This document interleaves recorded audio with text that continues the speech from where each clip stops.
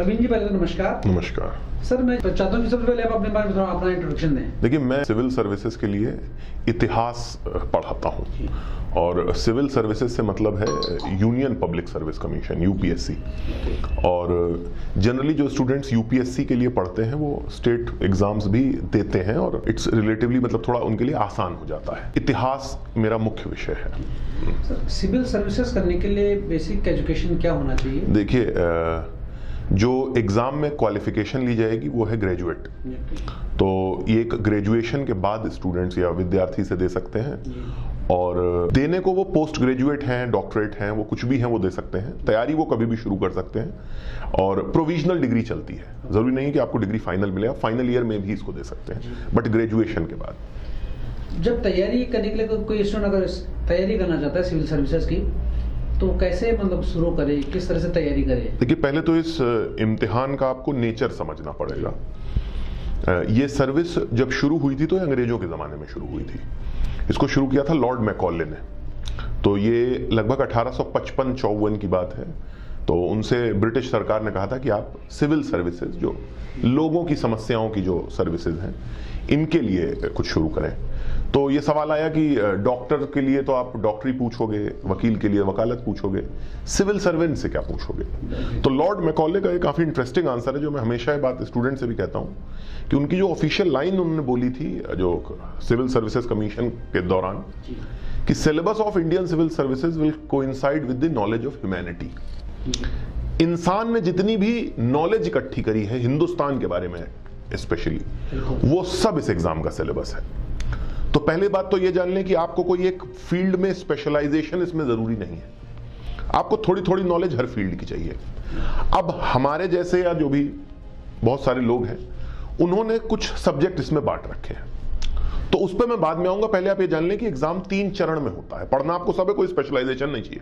कोई ये सोचे कि वो डॉक्टरी पढ़ता है तो उसको कुछ फायदा होगा, या कोई इंजीनियर, बहुत सारे इंजीनियर जिनका इससे कोई लेना देना नहीं है वो पढ़ते हैं। तो सिलेबस तो बाद में बताएंगे, पहले आप ये समझ लें ये 3 चरणों में होता है। पहले एक होता है प्रीलिम्स का एग्जाम, जिसको हम प्रीलिम्स का मतलब पहला स्टेज समझ सकते हैं। इसमें 2 पेपर होते हैं ऑब्जेक्टिव। 200 नंबर का एक होता है जिसके बारे में ये सब कुछ आता है, जो भी नॉलेज है इंडिया से रिलेटेड, जो आगे बताएंगे। फिर एक एग्जाम इसमें होता है, वो 200 नंबर का और होता है सीसैट का। उसमें मैथ, इंग्लिश, लॉजिक ये सब पूछते हैं। इंग्लिश तो बहुत कम कर दिया, तो मैथ और लॉजिक। जैसे आपने देखा होगा एप्टीट्यूड जिसको बोलते हैं, कि अगर 3 चीजें ऐसी हैं तो चौथी कैसी होगी, 2 बच्चे लाल टोपी पहने हैं तो पीला इधर वाला खड़ा है, ये सारे सवाल। इसमें आपको 200 में 66 नंबर लाने हैं, इसमें जो मैथमेटिक्स और लॉजिक है। और जो 200 नंबर का वो वाला सवाल, अगर आप 66 से कम लाए इसमें मैथमेटिक्स लॉजिक में, तो आपका सिलेक्शन नहीं होगा, आपकी आगे की कॉपी चेक नहीं होगी। तो पहला स्टेज तो आप ये जान लें, स्टेज 1, कि मैथमेटिक्स लॉजिक में आपको 200 में से 66 से ज्यादा नंबर लाने हैं। स्टेज 2 है कि जो आपने दूसरा एग्जाम दिया है, जिसमें आपसे पॉलिटी और ये भूगोल और इतिहास और जैव विज्ञान, जीव विज्ञान, ये सब का जो भी सवाल आएंगे, उसमें आपकी रैंक तय होगी। सिर्फ उसके नंबर जुड़ेंगे अगर आपने 66 पार कर लिए, उसके बाद उसमें आपकी रैंक तय होगी। शुरू के जो 15,000 या 12,000 या 14,000 जो भी यूपीएससी तय करेगा, उतने बच्चों को प्रीलिम्स में पास कराया जाएगा। फॉर्म 10 लाख लड़के भरते हैं, बट इससे आप चिंतित ना हो, 5 लाख तो एग्जाम देने ही नहीं आते। जब आप एग्जाम सेंटर में जाएंगे तो आधी सीट खाली होती है। तो लगभग 5 लाख देते हैं, 2-2.5 लाख इसकी सीरियसली तैयारी करते हैं। उसमें से 15,000 में आपको आना है। तो अगर आपने ये कर लिया 66 नंबर मैथ एप्टीट्यूड में, और इसमें आप लगभग 100-105 की कट ऑफ जाती है, तो आप पहला चरण पार कर जाएंगे। फिर आता है दूसरा चरण, जिसको कहते हैं मेंस या मुख्य परीक्षा। इसमें 4 पेपर होते हैं जो सबको देने हैं, GS 1, 2, 3, 4। इसमें आते हैं ऑलमोस्ट हर तरह का सब्जेक्ट जो आप सोच सकते हैं। इतिहास, भारतीय इतिहास, विश्व इतिहास, भारत का कल्चर, ताजमहल किसने बनवाया, इसका आर्किटेक्चर क्या है। भूगोल, जिसको ज्योग्राफी बोलते हैं, geography of India, geography of world. मैं थोड़ा इंग्लिश में टर्म्स बता देता हूं क्योंकि मैं हिंदी में उतना आइडिया नहीं है। और इंडियन सोसाइटी पहला पेपर है। सेकंड पेपर, इसमें पॉलिटी आती है, कि राष्ट्रपति किसको हटा सकता है, संसद की पावर क्या है, प्रधानमंत्री को कौन अपॉइंट करता है, और करंट अफेयर्स और डिजास्टर मैनेजमेंट कि अगर भूकंप आ गया तो कौन सी गवर्नमेंट एजेंसी उसकी जिम्मेदार होगी, मिटिगेशन क्या है, इंटरनल सिक्योरिटी कि भारत में आतंकवाद के रूप क्या हैं, इसके खतरे क्या हैं, कौन आतंकवादी, आप किसको आतंकवाद किसको बोलोगे, अगर रोड पे एक मर्डर हो गया तो क्या आप उसे आतंकवाद बोलोगे, और आतंकवाद अलग से क्या है, तो ये सिक्योरिटी से रिलेटेड चीज है। फिर पेपर 3 में आता है इकोनॉमिक्स, जिसको हम कहते हैं अर्थशास्त्र। तो अर्थशास्त्र में कि बजट क्या है, फिर अगर इंटरेस्ट रेट घटेगा तो इन्फ्लेशन बढ़ेगा, इन्फ्लेशन बढ़ेगा तो इंटरेस्ट रेट का क्या होगा, भारत में गरीबी क्यों है, इसकी क्या समस्याएं हैं, इतनी स्कीमें चलती हैं, इसका क्या फायदा है, क्या नुकसान है, डायरेक्ट बेनिफिट ट्रांसफर क्यों है, करप्शन की क्या समस्या है। तो इकोनॉमिक्स में माइक्रो इकोनॉमिक्स नहीं, कंसेप्ट नहीं कि अकाउंटिंग नहीं करनी है आपको, डेवलपमेंटल इकोनॉमिक्स कि अगर आपसे मैं पूछूं रोड बनती है तो डेवलपमेंट क्यों होता है, तो आपको इन विषयों पे आपका दिमाग चलना चाहिए। या मैं आपसे ये पूछूं कि लोकतंत्र में करप्शन बढ़ता क्यों है, या लोकतंत्र में करप्शन घटता क्यों है, आपका क्या विचार है, भाई बढ़ता है या घटता है, तो हम दोनों विचारों को प्रस्तुत कर सकते हैं इसमें, जो भी आपकी इच्छा हो। फिर जो भी कुछ बचा, जैसे भारत के पड़ोसी देशों से क्या संबंध है, तो चाइना से हमारी क्या समस्याएं हैं, पाकिस्तान से क्या समस्या है, उनका क्या इलाज है। मतलब यह है कि एक पढ़ा लिखा इंसान जो कि क्यूरियस है, मतलब जिज्ञासु है, वो जितनी बातों को सोच सकता है उतनी सारी बातें इस एग्जाम में पूछी जाती हैं। जब आप पढ़ना शुरू करेंगे तो सारे सब्जेक्ट अलग अलग हैं, जब आप ऊपर जाएंगे तो आपको लगेगा सारे सब्जेक्ट एक ही हैं। वही सवाल पॉलिटी में भी पूछा जा सकता है, वही सवाल इकोनॉमी में भी, वही सवाल हर चीज में, और हिस्ट्री में भी पूछा जा सकता है कि आप ये बताएं कि भारत में दंगे कब से हो रहे हैं, या ये जो हम आपसी ये जो कम्युनलिज्म देखते हैं, सांप्रदायिकता, ये क्यों बढ़ी, ये कब से बढ़ी।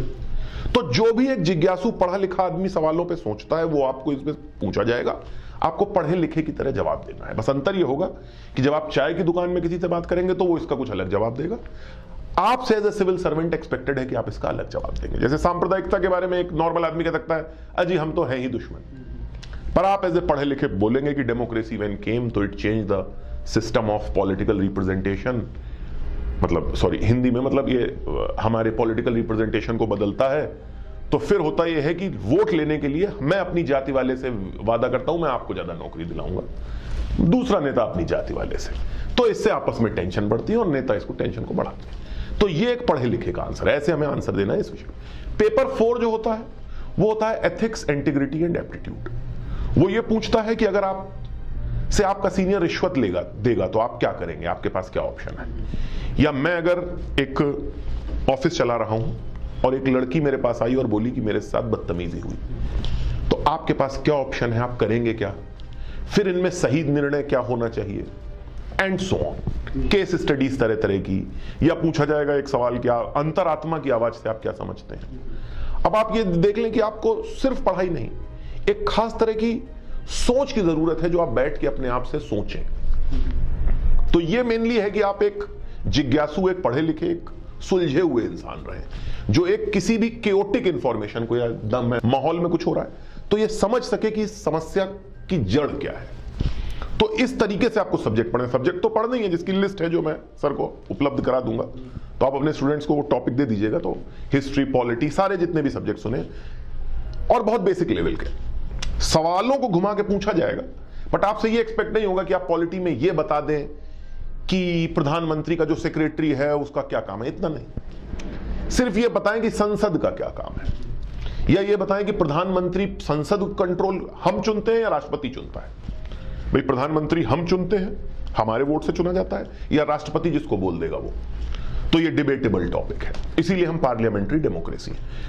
ये होता है मेंस। फिर एक आपको चुनना है, ये 250-250 नंबर के 4 एग्जाम है, 1000 नंबर का हो जाएगा। फिर आपको चुनना है एक ऑप्शनल सब्जेक्ट, जो कि आपका स्पेशलाइजेशन ग्रेजुएट लेवल सब्जेक्ट होना चाहिए।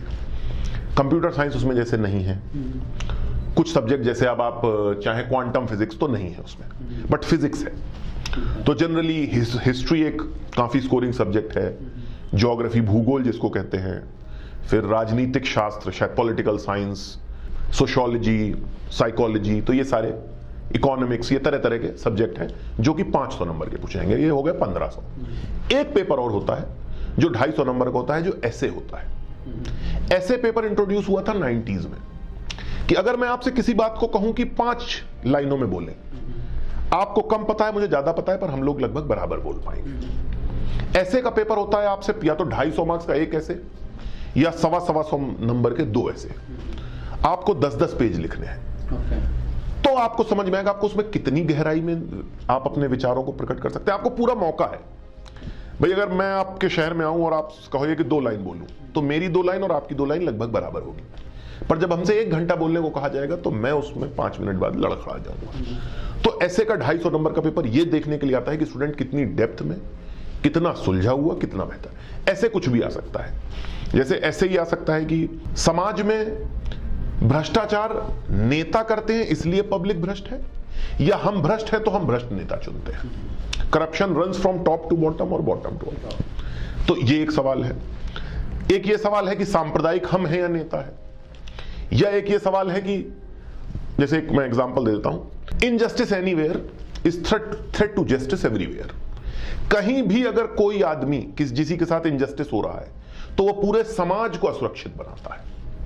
इस पे आपको 10 पेज लिखने हैं। तो खुला आपके लिए मैदान है, आप जितना चाहें उसको लिख लें। तो 1750 नंबर के सवाल होते हैं। एक इंग्लिश हिंदी का पेपर होता है, एक इंग्लिश का, एक हिंदी का, ओनली पासिंग, या कोई भी लोकल लैंग्वेज, हिंदी या कोई भी आपकी लोकल लैंग्वेज। जैसे आप तमिल लिखना चाहें, तेलुगु लिखना चाहें, कि आप लैंग्वेज में लिख पाते हैं कि इंग्लिश थोड़ा बहुत 33 नंबर 100 में ले अपनी है, और अपनी मदर टंग में 33 नंबर ले आए, उसका कोई मार्क्स नहीं जोड़े जाएंगे। तो 1750 नंबर, 4 250 के जीएस के जो सबको देने हैं, 2 ऑप्शनल के पेपर 500 नंबर के, और एक ऐसे 250 नंबर का 1750। इसमें भी अगर आप पार कर जाएंगे, 3000 लड़के लगभग 4000 करते हैं, तो फिर आप इंटरव्यू में जाएंगे। इंटरव्यू में बोर्ड के मेंबर, भारतीय सरकार के जो सेक्रेटरी लेवल पे होते हैं, बहुत ही गणमान्य व्यक्ति, जिनके लिए आईएएस या ये सारी पोस्टें जो उन्होंने, इनको पता है इसके वर्क चैलेंजेस क्या है, कंडीशंस क्या है, दे विल चेक यू।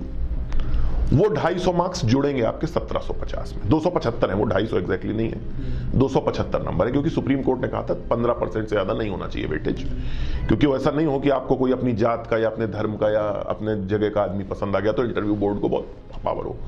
तो 275 नंबर का ये जुड़ता है। तो कुल मिला के 2000 के आसपास नंबर आते हैं। जब आप इंटरव्यू भी कर लेंगे और उसके नंबर मेंस में जुड़ जाएंगे, फाइनल लिस्ट जो निकलेगी, उन बच्चों में 1000 या 1100 जो भी स्टूडेंट्स होते हैं, उनको finally civil servants accept UPSC recommend करती है। अगर आपके नाम पे कोई एफआईआर या कोई समस्या नहीं है तो department of personal and training वो यूपीएससी की उस लिस्ट को मानता है, और भारत के राष्ट्रपति उसको जो है फिर अपने नीचे अपॉइंट कर लेते हैं, और वो सिविल सर्वेंट बन जाता है। और जैसा कि आप लोगों को सबको पता होगा कि ये जो सिविल सर्विसेज यूपीएससी जिसको सिलेक्ट करता है, वो भारत की सबसे एलीट सर्विसेज में जाते हैं। और पहले सिर्फ यूरोपियन जा सकते थे। पहले भारतीय जो इसमें गए थे वो रविन्द्रनाथ टैगोर के बड़े भाई सत्येंद्रनाथ टैगोर थे। तो ये बहुत बड़ी चीज थी। अब भी आज भी बड़ी चीज है, पर अब इसमें कोई भारतीय और अंग्रेज और इसका नहीं है, अंग्रेजों की बनाई सर्विस है, और जिसने की इट प्रूव्ड इट्स मेटल। 150 से ज्यादा साल हो गए हैं और अभी तक ये ठीक ठीक चल ही रही है। हाँ जी सर, सिलेबस किस तरह से सिलेबस को सिलेक्ट किया जाए इसके लिए? देखिए, सिलेबस में आपके पास ज्यादा अधिकार ही नहीं है। जो हमने 1750 या 2000 नंबर की बात करी, उसमें आप 500 नंबर का अपने मन से चुन सकते हैं ऑप्शनल। उसको चुनने के कुछ स्टेज है, फ्लो चार्ट है।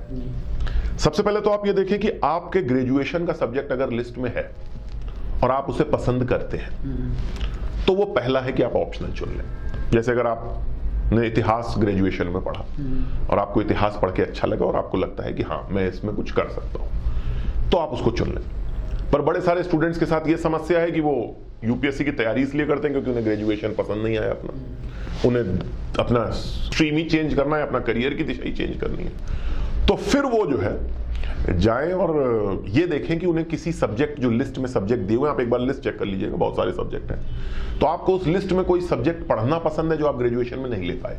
जैसे मान लीजिए कि मैं एक इंजीनियर हूं और मुझे लगता है, बहुत सारे इंजीनियर आते हैं आजकल, मुझे लगता है कि मुझे इतिहास पढ़ना पसंद है, तो आप इतिहास ले लें। अगर आप ये भी नहीं देख पा रहे कि कौन सा सब्जेक्ट आपको पसंद है, तो थोड़ा बहुत सिलेबस देख के भी नहीं, तो आप ये देखें कि आपके आसपास अगर कोई टीचर अच्छा है जो सब्जेक्ट में अच्छी पकड़ रखता है और जो स्टूडेंट्स को शुरुआत से उसमें अच्छी दिशा दे सकता है, तो तीसरी स्टेज में आप ये देखें कि आपके पास कोई ऐसा टीचर है अगल बगल या ऑनलाइन या आपके मित्रों की मदद से या आपके कोई बड़े भाई या कोई रिश्तेदार जो आपकी इसमें मदद कर सके, क्योंकि आप ना आपको कोई सब्जेक्ट खास पसंद आया ना आपने वो ग्रेजुएशन में कर रखा है। तो तीसरा ये है कि गुरु कोई अच्छा मिल जाए तो उसके सानिध्य में उसके साथ आप तैयारी करें। और अगर ये भी नहीं मिल पा रहा है तो फिर आप ये देखें कि रीसेंट ट्रेंड, जो कि इस पे मैं विश्वास नहीं रखता हूं, बहुत लोग रखते हैं, क्योंकि यूपीएससी ट्रेंड बदलता रहता है अपना।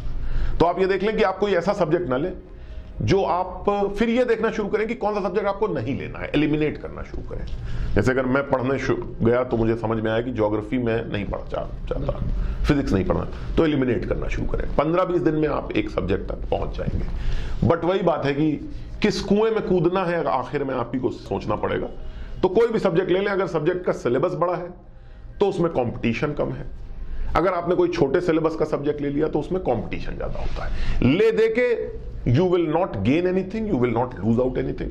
सारे सब्जेक्टों को यूपीएससी ने ऐसा कर रखा है कि उनकी कठिनाई, कंपटीशन, सिलेबस की लेंथ, डायनेमिसिटी, सब जब आप उसको ऐड करेंगे तो ऐड होके वो ऑलमोस्ट 19-20 सेम ही आता है। इसके लिए कोई एज क्राइटेरिया होता है सर? सर जनरल का 32 साल। एक अगर आप जनरल स्टूडेंट हैं तो आप इसको 6 बार दे सकते हैं, और 32 साल जो पहले हो जाएगा। अगर आपने 22 से देना शुरू किया तो 28 की उम्र में आपके 6 अटेम्प्ट हो जाएंगे, फिर आप नहीं दे सकते। या आपने 26 से देना शुरू किया तो 32 साल या 6 अटेम्प्ट जनरल के लिए। फिर ओबीसी का शायद 5 साल का इसमें कट ऑफ है, मतलब रिलैक्सेशन है, और एससी का भी काफी रिलैक्सेशन है। मुझे कितना है तो आइडिया नहीं है, शायद 8-9 अटेम्प्ट है। बट एससी के में आप जब तक भी अटेम्प्ट देते रहे, और एज भी ठीक ठाक है, जिसके बारे में आपको सोचना नहीं पड़ेगा नॉर्मल कंडीशन। जनरल का ही 32 साल है। अभी कोचिंग के लिए बहुत सारे स्टूडेंट्स ऐसे हैं कि जिनके पास व्यवस्था नहीं होती कोचिंग करने के लिए, उनको क्या सुझाव आप? देखिए, अगर कोचिंग करने की सर व्यवस्था नहीं होती है तो अगर आप चाहें तो आप थोड़ा बहुत गाइडेंस है जितना मैं दे पाता हूं। अगर कोई बच्चा है जो कह दे कि भाई मैं कोचिंग नहीं कर सकता, तो ठीक बात है, जो क्योंकि हर तरह के लोग हैं और सपनों पे तो कोई जोर है ही नहीं।